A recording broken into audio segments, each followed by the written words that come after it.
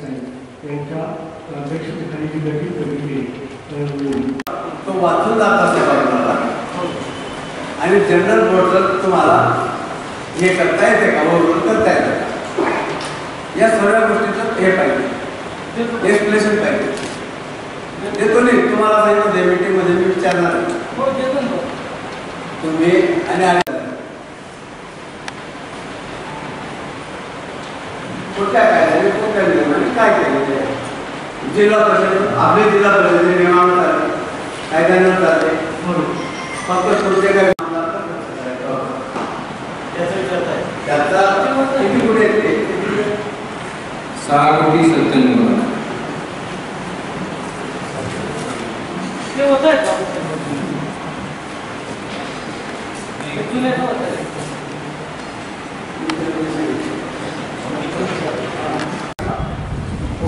आता बघा रिक्त जागा आता काही जे रिक्त नसतं ते बघा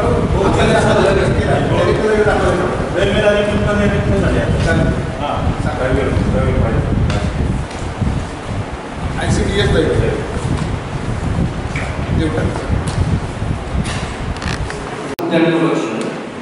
हा 167 अंगणवाड्यांचा पैसा होता तो प्राप्त आहे आणि बांधकामाच्या अंगणवाड्या झाल्यामुळे त्याची कामं वेगवेगळ्या टप्प्यावर चालू आहे त्याच्यापैकी आपण 63,64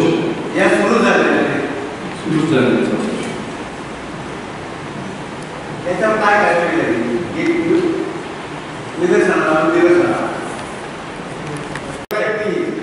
तुम्हाला प्रायव्हेट एरियाच्या विषयावर तुम्हाला जे जे कायदे आणि तुमच्याकडे जे काही माहिती आहे त्याचा आम्हाला थोडासा उत्तर पाहिजे तुम्हाला जनरल बोर्डला ठरावावरून करता येतो का तुम्ही परत संरक्षण अधिकारी डेप्युटी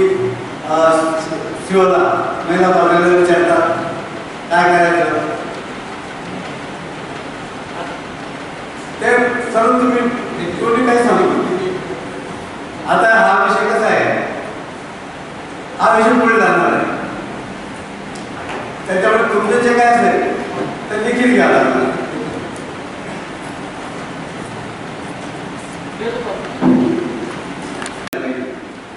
ती कोणती येते 5 कोटी नाही 15-16 जी आपल्याला वीज मिळालेली आहे ते मार्च 17 पर्यंत होणं आवश्यक आहे त्यातून चालू आहे काय म्हणते खर्च का करू शकतो ते निविदा प्रक्रियेला वेळ लागला बरोबर आहे आपण निविदा कॉल केल्या का परंतु त्या आपल्या अटी शर्तीमध्ये बसल्या नाही त्याच्यामुळे मग ते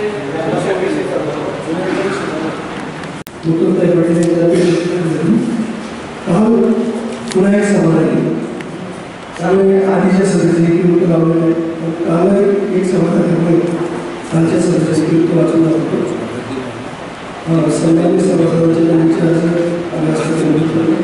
दुसऱ्याकडे शिक्षणाधिकारी तालुक्यात केलेलं आणि फार मोठ्या प्रमाणात मला काही प्रॅक्टिस करून हे सर्व समीकरण उद्योग चालवतो आणि तुमची कार्यालय मीटिंगमध्ये होईल त्याचं व्हेरिफिकेशन झालं पाहिजे हे आहे विदाऊट व्हेरिफिकेशन हे सगळं ॲटोमॅटिक यांचं यांनी करून घेतलेलं आहे अलग अलग कितने बघा कितने खालच्या कापून किती निगेटिव्ह येतो आणि वरचा अधिकारीचा पॉझिटिव्ह करतो तो आपल्याला पूर्ण पाहिजे किंवा यांचा असं करून घेतलं पाहिजे कसं करून घेतलं पाहिजे ते करून वरचा अधिकारी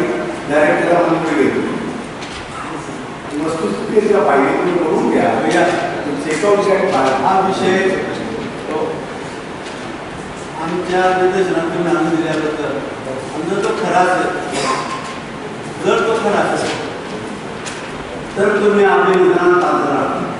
पण या शिक्षणाला लागायचं काम तुम्हाला खरं एक मिनिट साहेब हा तुम्ही खरं बोलणार नाही एक माहिती मला विचारायची फक्त तर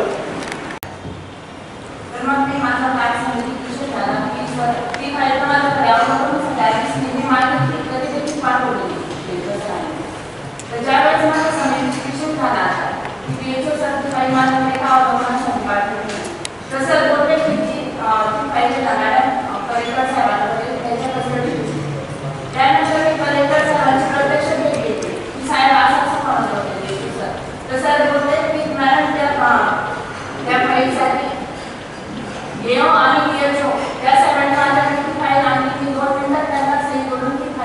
परत पाठवली त्यांच्या हातात आणि सरांनी मला असं उत्तर दिलं त्यावेळेस.